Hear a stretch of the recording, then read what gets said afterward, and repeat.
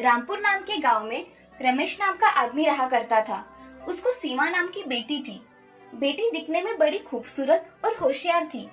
सीमा की माँ जल्दी गुजर जाने के कारण रमेश घर के सारे काम सीमा को बताता था। वो नन्ही सी जान फिर भी चुपचाप सब सह लेती थी और काम किया करती थी।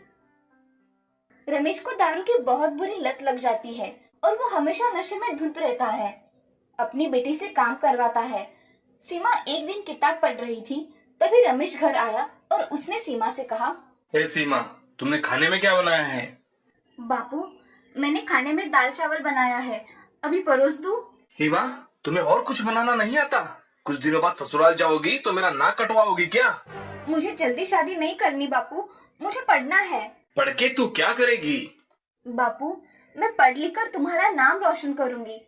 तुम्हें एक भी शिकायत का मौका नहीं दूंगी। अब जल्द ही तुम्हारी शादी करवानी पड़ेगी मुझे। नहीं बापू, मुझे पढ़ना है। मेरी इतनी जल्दी शादी मत करवाओ। वो मैं तय करूंगा, तुम मत सिखाओ मुझे। खाना खाकर रमेश सो जाता है। तभी सीमा एक जगह बैठकर मन में सोचती है, बापू ने माँ को भी ऐसे ही बोल बोल के हैरान कर दिया था, इसीलिए वो जल्दी मर गई और अब ये मेरी शादी करवाना चाहते हैं। मैं अब क्या करूं? मुझे तो कुछ समझ में नहीं आ रहा। सुबह बापू से बात करूंगी, शायद उन्हें समझ में आ जाए। ऐसा सोचकर सीमा थोड़ा बहुत खाना खाकर सो जाती है। अगले दिन सुबह उठकर सीमा अपने घर के काम कर रही थी, तभी रमेश नीचे आता है और सीमा से, सीमा, ओ सीमा, मुझे जल्दी से एक कप चाय पिला दो। सीमा रमेश को चाय बनाकर लेकर आती है और सीमा रमेश से, बापू चाय। हाँ दो, बहुत सर दर्द हो रहा है। सीमा रमेश को चाय दे देती है और रमेश से, बापू मेरी एक बात मानोगे? हाँ बोलो। ये दारू पीना छोड़ दो बापू, मुझे मेरे बापू स्वस्थ चाहिए। ऐसा कहकर रमेश चाय पीता है और तभी सीमा रमेश को शांत देख उससे, बापू मैं आगे पढ़ना चाहती हूँ, मैं आगे पढ़ सकती हूँ ना?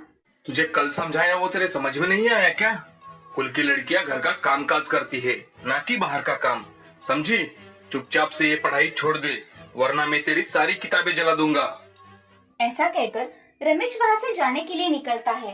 तभी सीमा बापू से, बापू मैं पढ़ लिख कर कुछ बनना चाहती हूँ, बापू आप मुझे पढ़ने देंगे ना? तुम्हें एक बात सीधे सीधे समझ में नहीं आती है क्या? बापू मैं पढ़ लिख कर जिंदगी में कुछ बनना चाहती हूँ, मगर तुम हो कि मेरी शादी करने पे तुले हो। तुम्हें समझ में नहीं आ रहा है क्या? मुझे पढ़ लिख कर कुछ बनना है। रमेश को अब बहुत गुस्सा आ जाता है। रमेश सीमा को एक जोर से चाटा लगाता है और बाल पकड़ के बोलता है, अगर तू तेरी माँ के साथ ही मर गई होती तो अच्छा होता, आज तेरी इतनी जुबान ना चलती। बापू नहीं बापू, मुझे मत मारो। रमेश और एक चाटा मारता है और कमरे में चला जाता है। तभी सीमा मन में, क्या समाज है हमारा? अगर बेटियों ने पढ़ना चाहा तो चूल्हा चौका कौन करेगा? उनके हाथ में संसार की भागदौड़ थमा देते हैं। मुझे बापू से फिर से बात करनी ही होगी। ऐसा मन में सोचकर सीमा घर के सारे काम खत्म कर लेती है और पढ़ाई करने बैठ जाती है। सीमा की पढ़ाई के प्रति लगन देख उसकी टीचर हमेशा उसकी तारीफ किया करती थी। एक दिन टीचर सीमा के घर आती है। सीमा घर पर है? आइए ना टीचर जी, बैठिए। टीचर को अपने घर पर देख सीमा बहुत खुश हो गई। टीचर को सीमा पानी देते हुए सीमा टीचर से, टीचर जी आपके लिए मैं चाय बना कर लाऊं? तुम्हें ये सब बनाना आता है? हाँ टीचर जी, मैं घर के लगभग सारे काम करने लगी हूँ। खाना थोड़ा बहुत आता है, पूरा नहीं आता। मगर सीमा ये तुम्हारी पढ़ाई की उम्र है, ये कामकाज करने की नहीं। मेरे बापू मेरी शादी करवाना चाहते हैं, मैं शादी नहीं करना चाहती हूँ। मुझे आगे पढ़ना है। मैं तुम्हारे पिताजी से बात करके देखूंगी, मान गए तो ठीक है। ऐसा कहकर टीचर वहाँ से पानी पीकर निकल जाती है। तभी कुछ दिनों में रमेश को स्कूल में बुलाया जाता है। रमेश के मन में सीमा की शादी करवानी थी, इसीलिए उसने उसे 1 महीने से स्कूल में नहीं भेजा था। तभी रमेश स्कूल में चला जाता है। क्या बात है मैडम, आपने मुझे बुलाया? रमेश जी आइए, बैठिए। अब सीमा को स्कूल में क्यों नहीं भेज रहे हैं? क्या इसका कारण मैं जान सकती हूँ? मैडम, लड़कियों को पढ़ा लिखवा के हम क्या करेंगे? हमारा देश कितना आगे जा रहा है रमेश जी, और आप वही पुरानी सोच लेकर बैठे हो। मैडम, मैं उसकी शादी करवा के अपने सर का बोझ उतरवाना चाहता हूँ। अब मेरी मानिए, अब सीमा को पढ़ने दीजिए, आपकी बेटी पढ़ लिख कर कुछ बनेगी। मैडम जी, लड़कियों को तो चूल्हे चौके तक ही रखना चाहिए। जैसे आपको ठीक लगे, आखिर आप उसके पिता हैं। मैंने समझाने का काम किया, बाकी आप समझदार हैं। मैं चलता हूँ। नमस्ते मैडम जी। नमस्ते। ऐसा कहकर रमेश स्कूल से अपने काम पर चला जाता है। शाम के समय रमेश घर चला जाता है। तभी रमेश सीमा से, ये सीमा, पानी लाना जरा। ये लीजिए बापू।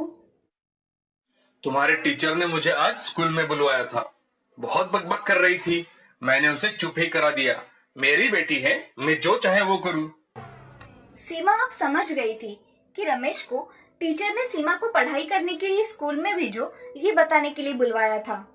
बापू ने टीचर की भी बात नहीं मानी। अब तो बापू मेरी शादी करवा देगा। अब मैं क्या करूं? तभी रमेश सीमा से, क्या सोच रही हो सीमा? जाओ, मेरे लिए खाना लेकर आओ। जी बापू, अभी लाई। ऐसा कहकर सीमा रमेश के लिए खाना लेकर आती है और बाकी के घर के काम करने चली जाती है। उस रात सीमा मन में बहुत सोचती है और घर से भाग जाती है। उस रात सीमा घर से भागकर शहर के बस से शहर चली जाती है और वहाँ एक अनाथ आश्रम में रहने चली जाती है। इधर पूरे गांव में ढूंढने से भी रमेश को सीमा नहीं मिलती। तब रमेश को समझ में आ जाता है कि सीमा पढ़ाई करने के लिए घर से भाग गई है।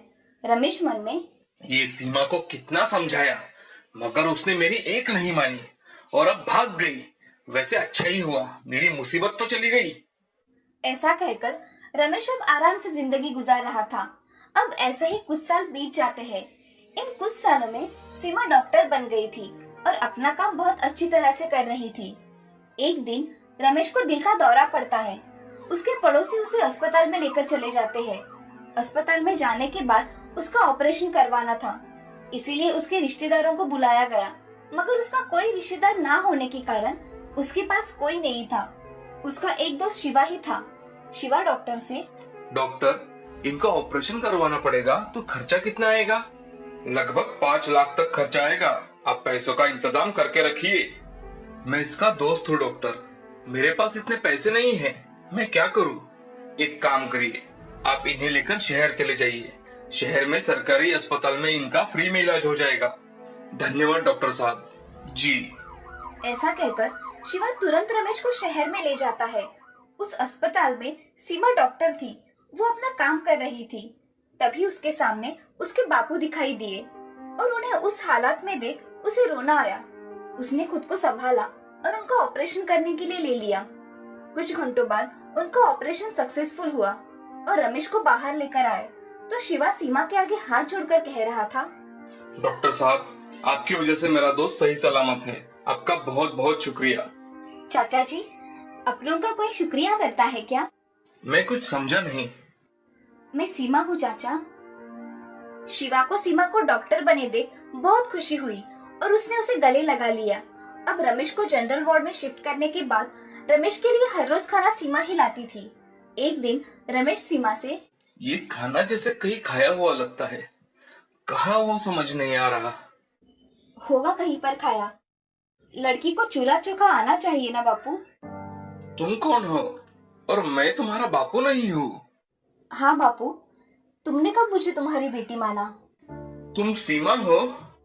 हाँ बापू। बिटिया, तुम डॉक्टर बन गई?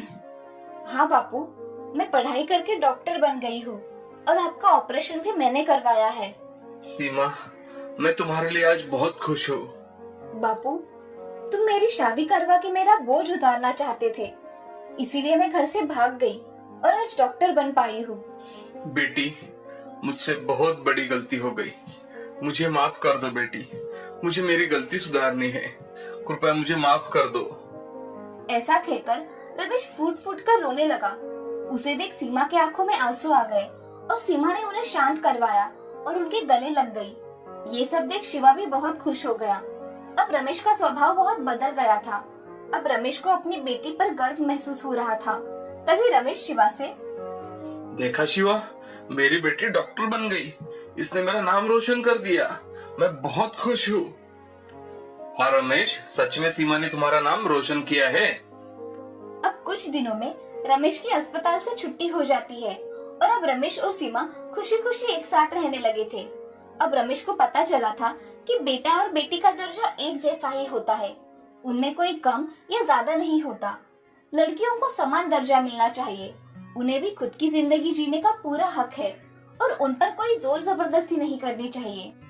इस कहानी से हमें ये सीख मिलती है कि लड़का और लड़की आज के जमाने में समान है, कोई भी कम या ज्यादा नहीं है।